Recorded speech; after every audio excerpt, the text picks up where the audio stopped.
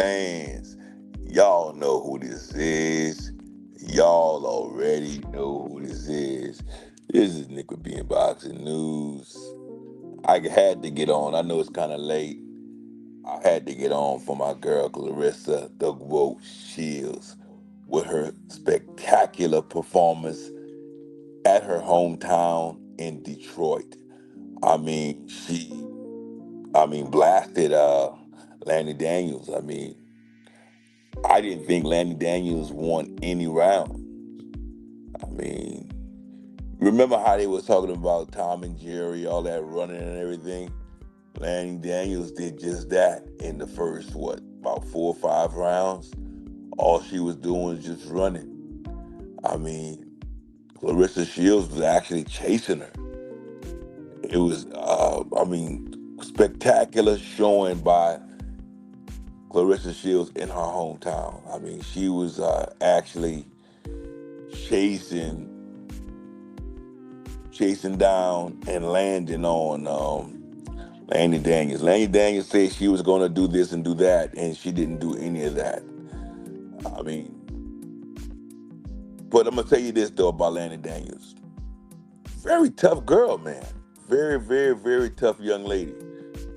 At the end of the day, I seen Claressa Shields end up landing some very tough shots on her, some very powerful shots that would have probably knocked down some of her other opponents that Lani Daniels ended up taking that didn't put her down. That was probably her little strategy, to last in the later rounds and trying to tire out Claressa Shields. Maybe that was probably part of her strategy, but it didn't work. It didn't work. Claressa Shields went all 10 rounds for Lani Daniels. Outworked her. Landed some very nice shots on her. Lani Daniels, like I said, the first 4 or 5 rounds mainly just ran around the entire ring. Claressa Shields was basically cutting off the ring and just landing on her, hitting her with some, with some nice mid shots. Like I said, body shots. Some straight left hooks and just hitting her everywhere she could hit her. As you can see in the picture right there, that was a nice straight left to the head. Just hitting her. All Lani Daniels could do is just block and just got on her bicycle, just kept moving.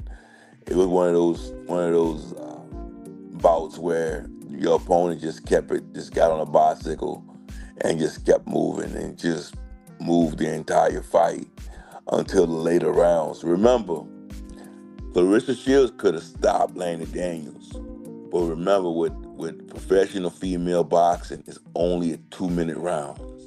So anytime Claressa Shields will have her, pretty much have her subdued, pretty much have her, in a position where she could probably knock her down, the bell will ring. So it was one of those saved by the bell things on numerous occasions. So it's one of those things. I think female boxing need to give us at least 3 minute rounds, man. The 2 minute rounds. I see why it's kind of hard to get a knockdown in women's boxing with 2 minute rounds. It's kind of hard to, it's kind of hard to get that in women's boxing. You need more than two minutes for that. But because every time Claressa Shields had her, the bell to come, it was always like saved by the bell. Every time Claressa Shields had her, her legs buckling or whatever, it was just, safe, But nevertheless, great fight though, man. Great fight. And Lani Daniels live to see another day. Very tough girl though. I got to give it to her. Very tough young lady. But Claressa Shields though, undisputed in three weight classes right now, man. I think junior welterweight, middleweight, and heavyweight. damn, you got to put it on your pound for pound. You got to put it on your pound for pound. You got to. She's definitely on mine. She's definitely on mine. You know, but she went in there and she obliterated Lani Daniels. I didn't give Lani Daniels any rounds. Lani Daniels, like I said in the beginning, I mean, she hardly landed any shots on Claressa Shields.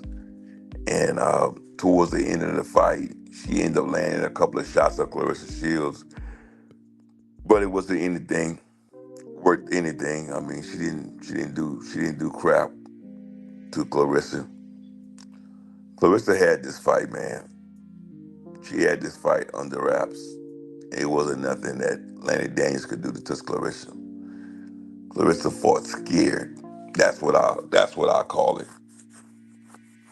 I mean, I don't know what type of game plan it was that she had.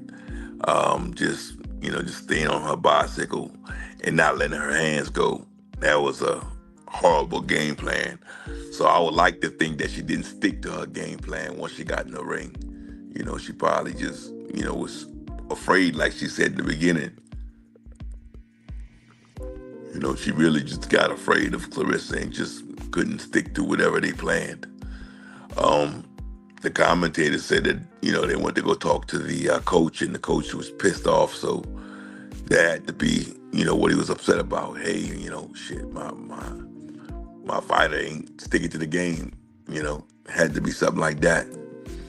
But it is what it is, man. When you're in that fire, bro, if you're not well prepared, if you're not well versed, everything goes out the window, Everything goes out the freaking window, dude.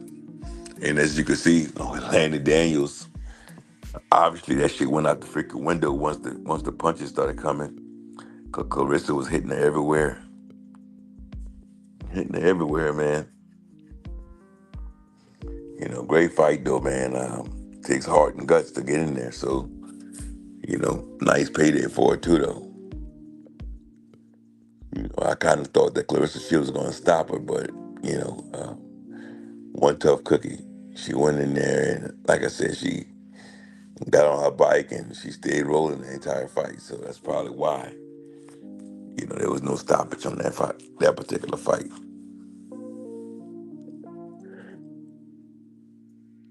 So they're gonna have to start calling out these women too for all, for keeping them moving.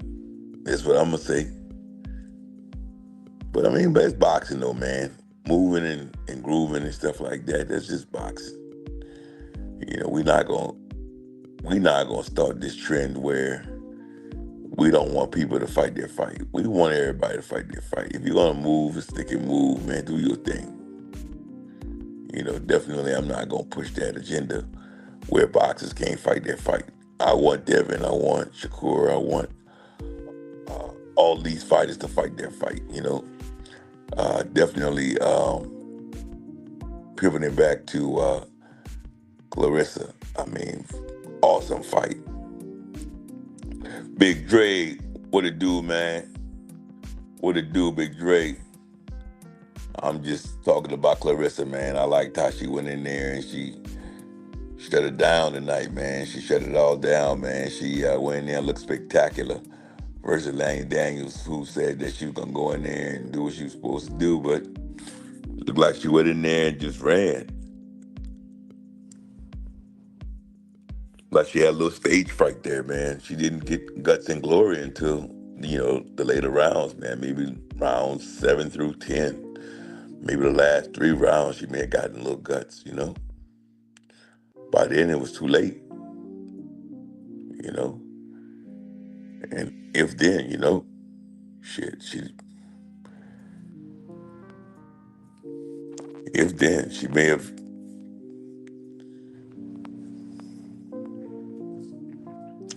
But I mean, other than that, though, man, I wonder what's next for the GWOAT, man. Who's next? Do anybody want to see her fight Layla Ali? Layla Ali hadn't fought in 18 years. I mean, even when she fought, though, she didn't really fight anybody of substance besides, Ann Wolf, So I mean, it ain't nothing but a money grab for her, man. I don't think that shit should even. I'm not gonna even promote that or push that because I don't want to see her get hurt like that. And when I say her, I'm talking about Layla Ali. Let's keep her pretty face intact. And nah. But other than that, man, like I said, it was a great fight by these two women.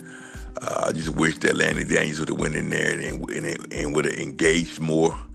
She didn't engage at all until the last couple of rounds. She may have done a little bit of engaging, and like I said, the little bit that she did engage, I mean, she did all right, man. She stood toe to toe, and she let her hands go a little bit, but it took her 7 rounds to figure out.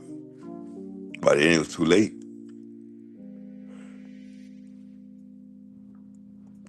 But then it was way too late. She should have figured that shit out in the first, second round, maybe first, second, or third round.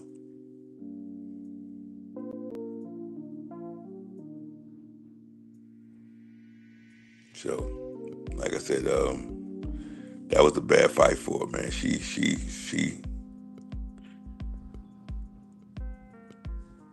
um, Lani Daniels didn't do what she said she was gonna do, bro. She went in there and got on her bike and kept it pushing. And on the contrary, Claressa Shields went in there and she handled her business. I'm hearing she's talking about having babies and all that. So let's get all the fights out the way. Let's enjoy the GWOAT while we can, because you know how it is. Once they start having families and producing and doing all that, that'll be it. So let's enjoy the GWOAT and give her flowers while we can. But great night of fighting. Congratulations to Tony Harrison. I mean, he did spectacular tonight. I love what I saw. I mean, he got caught going to war with Diaz, but he still done great. I take my hat off to him, man. He was going to war though, but he showed us that he was a true competitor. I take my hat off to him, man. He handled his business. I mean, super bad, but it is what it is, though, man. I love every bit of what I saw tonight. What did you say, Big Drake? I went to a local fight. Mojo Jones, Mikael Fox, and Emmanuel Akeem on the card. Good time, live local boxing. Oh, come on, man. Live local boxing is always live, man. It's a little intimate. So, yeah, you can't go wrong with that, my brother. You can't go wrong. What you went to, you can't go wrong. That's awesome. Yeah, you couldn't go wrong, bro.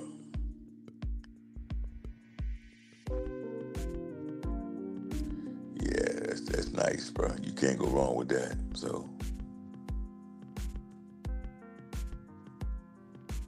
yeah, you can't go wrong with that. But I mean, tonight was a great night of boxing. I enjoyed it. They had some uh, top ranked cards going on with Shushu and Xander Zayas and all them going on. I'm about to, pretty much get off here and go watch those calls so I can do my post-fight reaction on those. Yeah, man, I can't watch all that at the same time, man. It's just too much boxing on at the same time. I hate when all this good boxing going on at the same time. So, yeah, so I'm going to be on boxing overtime now. Yeah. But like I said, definitely check me out. Make sure y'all hit the like button. If you hadn't subscribed to my channel, make sure you subscribe to my channel. And I appreciate everyone for checking me out. And hit the like button on the way. Thank you for hollering at me, Big Dre. And with that being said, shouts out to Claressa Shields.